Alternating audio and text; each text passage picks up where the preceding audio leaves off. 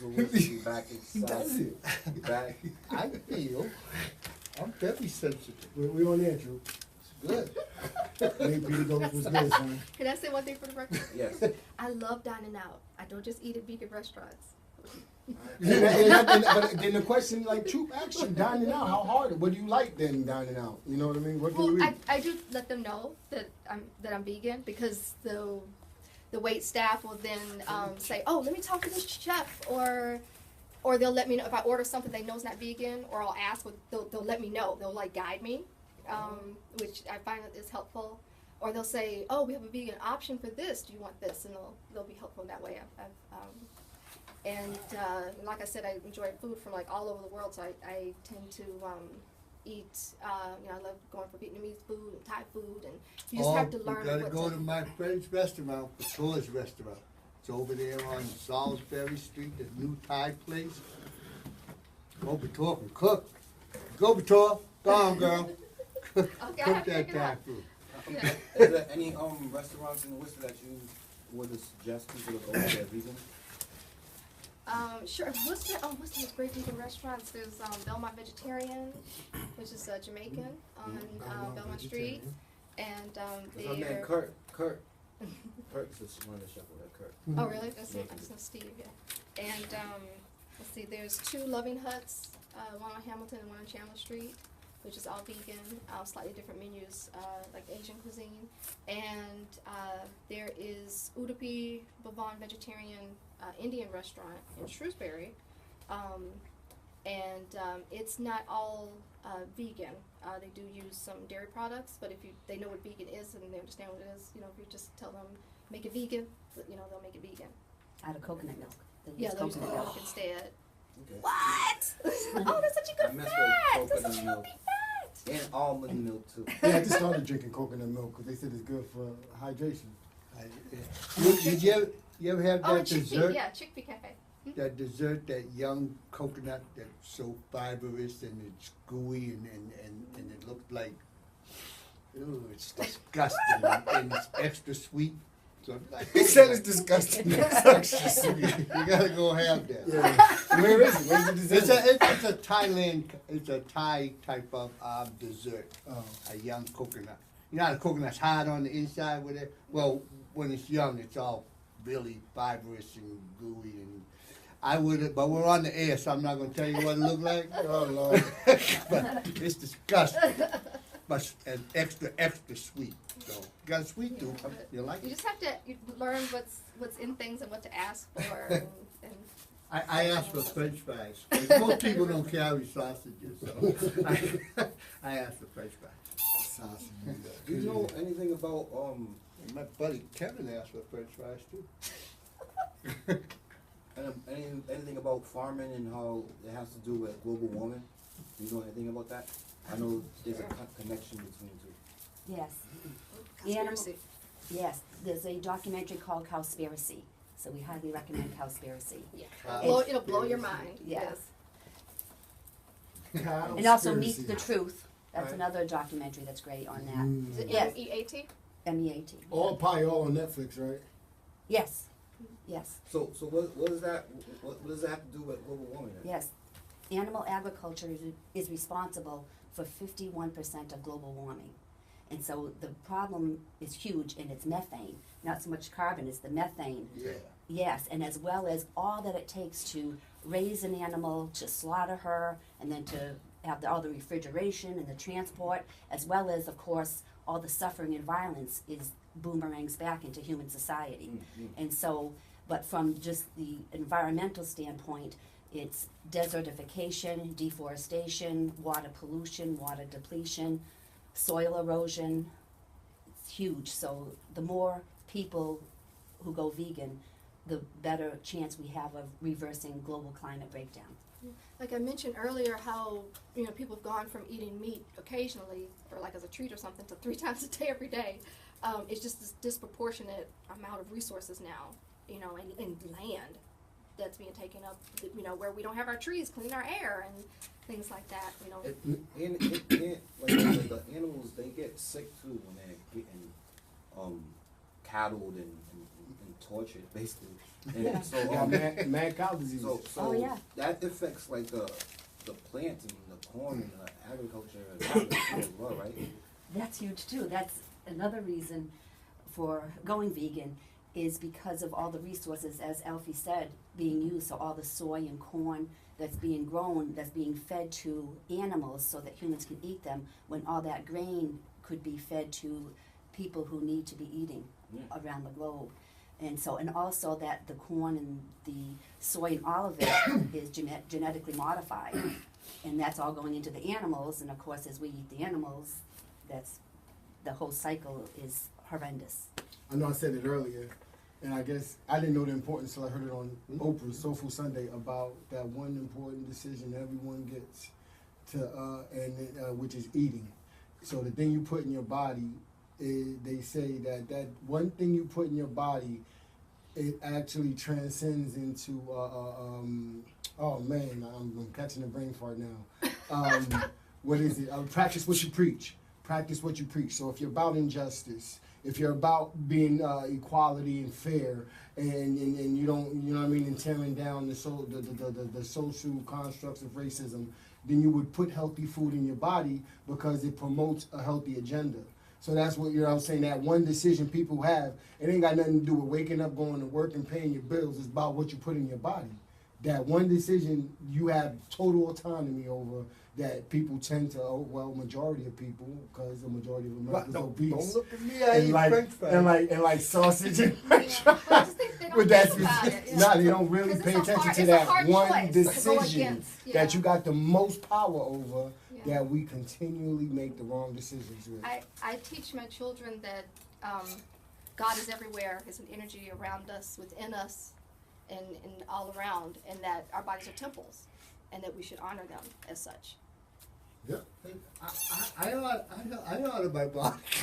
You jumping with that too, right? You didn't say that seriously. I didn't say you didn't honor your body. Yeah, honestly. I honor with French fries. But you know, Sausages and cake and... I don't understand, because I run sometimes on up and downstairs for more than an hour and stuff like that there. Why are you saying After that? I do about an hour worth of Olympic lifts and everything, and my main staple of food is French fries. That's why you say Are they GMO French fries? Yo, French fries see in what I itself mean? are bad. Everybody's French fries. I eat French fries and come home with you. He said, I eat your fish fries. So you're using working out to justify eating all the French fries. Have you tried sweet potato fries? I don't like sweet potato pie. I like sweet potato pie. America is Potato nice. fries is banging. though. Yeah, they are.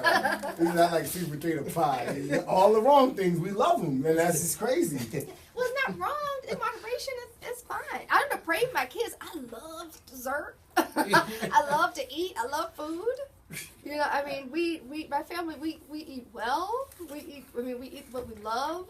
I don't want my children to feel, like they're missing out on Nice. things. I had a conversation in the locker room yesterday. I think food, though, is one thing that's going to blow the hinges off of, I think, Worcester in the future as far as the diversity, because you can't, I'm doing, shout out to, what is it, Pastor Lucas, Goodman. He's over there at the Woo Church of the Woo. Yeah, Lucas Glenn, that's my man, yeah, because we was going over the history of Worcester. So traditionally, Worcester was a place where people who weren't white weren't welcomed. So you see, I'm just saying, back in the day, if you weren't white, you weren't welcome. So you can see why there's so much separation and everybody of color wanting to be in their own world, because they didn't want to be out there sticking out like sore thumbs in a place where they were not welcomed. And we always felt like that since we've been here, since the inception of people of color in America. So I could dig it, but coming to that conclusion, it comes to me and him talking about how it all goes back to people not taking pride in getting together and taking care of yourself, taking care of your community. I don't know what that has to do with cows. But Cows? well, we were talking about cows over there just a minute ago. I've seen cows. I go to Utah and stuff. I see, my friend has a whole bunch of cows up there and everything like that. they're pretty interesting animals now. They're pretty smart. They do smell. And a lot of methane, and not as much as mules, but they're pretty good when it comes to that. But so are humans, because 2 months ago, right down in Boston Harbor, that plant down there that blew up, that was because of the methane. The valve got stuck, the methane built up and blew up. So that is human waste. So they weren't all vegans, I hope, because all that grass and everything. Speaking of grass, what do you guys? No, not marijuana. No, I'm just going to talk about Indian food and stuff like that. So, the Indian food, the traditional Indian food, would be more in line with vegan type of diet. Not necessarily. Some Indian food refrains from the flesh itself of another animal. Oh. However, a lot of Indian food uses what's called dairy, which the correct term is lactation secretions of another female. And so you think, well, that's not bad, except breast milk, that's what it is. And so a mother's love is no less because she's not human. And so this breast milk is, by nature, designed for her infant, her offspring. And so what we do is, in all cultures, is it's misogyny. It's disrespecting females in reproduction and motherhood and saying, we're going to commodify you, exploit you, and we're going to take your breast milk and then sell it for people to eat. And so it happens to her offspring, whether it's a cow, which is a bovine, or a goat, a nanny goat, or which is a sheep, is the males are killed immediately because they'll never lactate. And the females are then enslaved and used and forcibly impregnated for their lactation secretions. And so veganism is about opting out of that whole system of oppression and exploitation and saying we've got almond milk, coconut milk, soy milk, hemp milk, rice milk, cashew milk, pumpkin seed milk, sesame seed milk, so we can get it from plants. And so the idea is that in breast milk, when you think about it, is nature's perfect transition food from life inside the womb to life outside the womb. So inside the womb, all mammals are consuming blood. And so then it's designed, breast milk is a derivative of blood. And that's why the HIV virus is spread through human breast milk, because it's blood derived. And so then nature has designed a substance that's derived from blood, and then after infancy, we are not to be consuming breast milk. It's only for babies, and then we're designed to be eating for humans plants, which Milton Mills explains about that we're really herbivores. But so when we think, oh, what's wrong with dairy?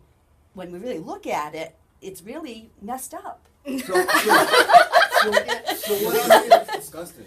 And it's not criticism, because we've all been born into this system and this indoctrination. And I know that you guys know this big time. And I love your show too, and I really respect you because I listen to your show. When you say it as it is, you go out on the limb and you care about everybody. This is, I see a lot of your topic is about caring for others and creating a better world. And I think that's great. And that you would invite us from Vegan Nation. Usually veganism is oppressed and nobody wants to talk about it. So I'm like, wow, Elfie, they invited us. Well, you guys got a story to tell.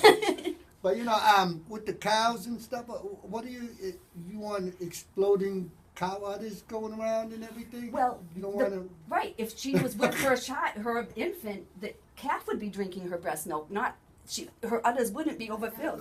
And also Wow.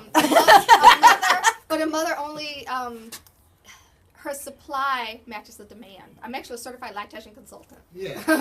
for humans, and For that's humans. Not for cows. and So, and there's no veganism in that we're taught that that's the perfect food for that animal.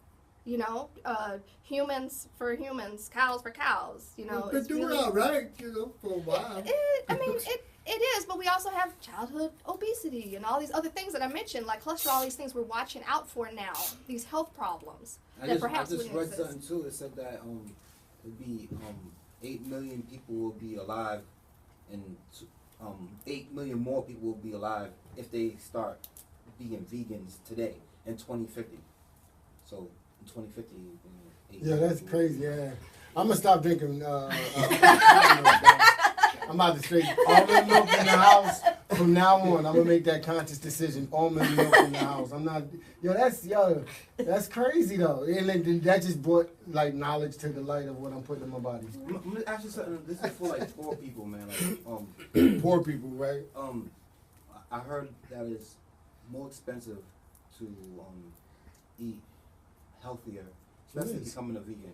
And you know, poor people might go to McDonald's and go on a dollar menu and be able to feed a whole family, which is, you know, unfortunate that that's more healthier than, you know, getting healthy foods at the supermarket, produce and stuff like that. So is that a stigma or is that true? Because you're a vegan. Is it more expensive? I think that's another thing that, like Marlene said, is messed up. Because it is, you can, like, feed your whole family at McDonald's, you know, this just unhealthy food, you know, versus wanting to cook them like a wholesome meal at home or something like that. I mean, there's options like there's WIC, you know, and the SNAP program that helps with things like that. But I find, for me, because I don't consider myself well-to-do, is where you shop and how you shop. You know, my household, we buy things in bulk, things we use a lot that, you know, won't perish. And also, I love Trader Joe's. Places like that. Trader Joe's good. I always. They're great if you can get Organic there. good stuff. Yeah, that won't break the bank. Yo, and then I just had a conversation with a man, shout out to Bushamik, about the bananas we buy in these supermarkets. They're not real. They're GMO bananas, and there's no seeds in them. So like, it's just crazy that we're having this conversation, but I think it's a lie, because vegetables are, one, cheaper than meat. Two, you know what I mean? Vegetables come in a greater abundance than meat. So with, let's say, broccoli, I could pay $2 for broccoli and feed my whole family that $2 worth of broccoli. We can make some broccoli and cheese, whatever the case may be. Vegetables are more, you know that. I could get a head of lettuce, and we have a big bowl of salad. Like, there's more salad than paying $10 for a packet of chicken drumsticks. You know what I mean? It's cheap. But how full are you gonna get from that? And that's the other thing, is that's the mental part, is because I think people mentally have to feel full. It ain't about the feeling of feeling full, because we're not supposed to be eating for fullness, you know? We're supposed to be eating for nutrition to keep us on our mission. So I think mentally, that's what we're trying to do now, you know, as a culture. That's why we're in the way we're in now, because we want to sit down and we want to feel, now what is it, that belly poking out? You know, and that's just nuts. Think about it. This is, we've been clowned with technology. You know, tricked to think that the way we live in is right, but it ain't. It's just we're tricked to think that we have a full belly, so they can keep producing meat, so they can keep doing GMOs. And the crazy thing is, the meat that we eat is not good. I heard a Chinaman, a Vietnamese, say the other day, don't eat the chicken in America. Do not eat the chicken in America, because it comes from China. He was like, yo, don't eat the chicken in America. And I'm like, yo, Dad, you crazy. Go to Walmart and see where they get their chicken from. And just think, all mad cow disease comes from them. We import our meat from them. I'm gonna ask a question. I don't know if that's totally true, but Look on the package. Go to Walmart and look on the package. So as a I think vegan, it's somewhat true, but Yeah, like not all the chicken. Not all the chicken, but yeah. Go to Walmart. so as a Walmart doesn't vegan, say. you're also, as somebody who's like pro-life, because I remember you coming in the door this morning. You didn't want to hurt the spider. I ate it myself, you know. I ate the spider? I have been known to hurt a spider, Okay. but I try not to if it's not bothering me. If it's not bothering It you. is not. Yeah, it was just minding its business. You know, there's no sense for me to harm it. Exactly how I feel. You ain't bothering me, I don't need to eat them. you go bother me, you go die. So I walked around. I respectfully walked around it, let it do its business. 'Cause it's you know, I mean, me being creeped out, if I'm creeped out by a spider, that's my prejudice. Oh, okay. That spider didn't do anything to me. It's doing its job for the earth, helping clean all the bugs that are nuisances. I mean, Eco chain. so Yeah. So that's my problem. So, but now, as a vegan, you guys wear leather, right? No No. animal He products. said, yo, wear leather. Like a leather jacket. No. No. No. No, just cotton. Just cotton, but there's other things than cotton, but sure. No leather, no. No wool. No polyester. That'd be harder for me. Polyester, sure. That'd be Silk. harder for me Silk. than like being Why not not eating silk? animals, wearing them. It's a hard thing. I Hard would- thing for me because I gotta. Like, Don't. I like leather and I love sneakers it. and stuff. Yeah, I like leather jackets. And So no duck down in the new thing. They got those little coats No. that not waterproof but look like they are. But I want to say they're making leather now out of pineapple. They're And making it's called, leather it's out called of pleather, pineapple. and it looks it feels the same. It's I love the awesome. skin of It's it. nice. I haven't It's heard called- that. It's called Hey, I got a Leather. I got a couple of leather jackets. It's called I didn't know it was though. Yeah. Yeah, I'm like, I had a closet full of brothers. That's what like real leather is, right? They do like real leather. I mean, like, Until it touches real leather, it starts to peel. how long you was a vegan? Since 2008. Yeah. Then why did you become a vegan? I would say primarily the idea that once I became aware of all the oppression, violence, and abuse that's happening to animals that's hidden from us, and a whole lot of things are hidden from us educationally, as you know too. And so once I became aware of that, that was the beginning of it. So it wasn't so much health. So yeah, there's a lot of health benefits, and for me that's a side benefit. And then, of course, bringing it into the environment. And then I'd say the biggest motivation for me is a philosophy of deep veganism, that the root of suffering in the human world, I believe personally, is what you were saying, Keith, earlier, about what we're putting into us, and it's the vibrations, not so much really what we're putting into our mouth, it's the action that was done. And so when we oppress, exploit, violate, and discriminate, that we'll say certain bodies, if you're in a human body or a cat body or a dog body or a horse body, we're not going to hurt you. But if you're in another body, such as a pig, a chicken, or a bovine, a cow, that we're going to justify our enslavement of you, our abuse of you, and all of that, that we wouldn't do to somebody else. So I see that all of that violence is creating energies that then I believe in the universal law of as we sow we reap, that life is a game of boomerang. So the more we can practice harmlessness and give respect unconditionally to everybody, that I believe that that's going to uplift everyone. And again, I listen to your show, I think it's awesome, and all the injustices and suffering that you see happening here in the Worcester community and everywhere, and your goal is to help change that so everyone's living a life that we are meant to live, I believe, on this earth. And so for me, I believe that that is the root cause of it. And once we can eliminate those energies in which it begins on our plate. And I know that it's hard because we've all been indoctrinated and brought into this culture, so it's in our bones, it's in our psyche, and generation after generation. So it's just a shift. And Trooper Joe, I want to say that Eat the sausage. that I like what you said earlier about the different cultures, and so that's why I think I it's was really going to ask you again, just a thing about do you think veganism is more a Western culture that's been no manifested no, here in America? No, I'm so glad you said that, because there are vegans in every country, and that's my goal in Vegan Nation, is not to be my voice as a Western white woman, but to have everyone's voice be heard. And so that's my goal, so that it's coming straight from the root of everyone who is, and I just believe it's a cultural shift, that it's evolution, that we're in this big shift, and this is just the beginning of it, and that's why there's so much static and roughness to it, because it's a shift. But I believe that the goal is ultimate unconditional love. Oh, I believe in ultimate unconditional love and hugs and everything. My business, Archangel, is a return to chivalry. That's my business that I have. Oh, nice. Yes, I believe in all that kind of. I can see the benefits in being a good person as not to being a good person, but How much, I how ain't much gonna you stifle believe in my- that Trooper my- Joe? huh? If you're eating a chicken or a cow that just got slaughtered, how much are you really into that? If you're doing that? I don't have any problem. Practice what you preach. Personally, I have no problem with. I've seen the cow face to face. You know. Took him You're down not face to answering the face. question. You're not answering the question, Trooper Joe. You know, Yeah, he's alluding, he's politicking I right don't now. have any problem with eating.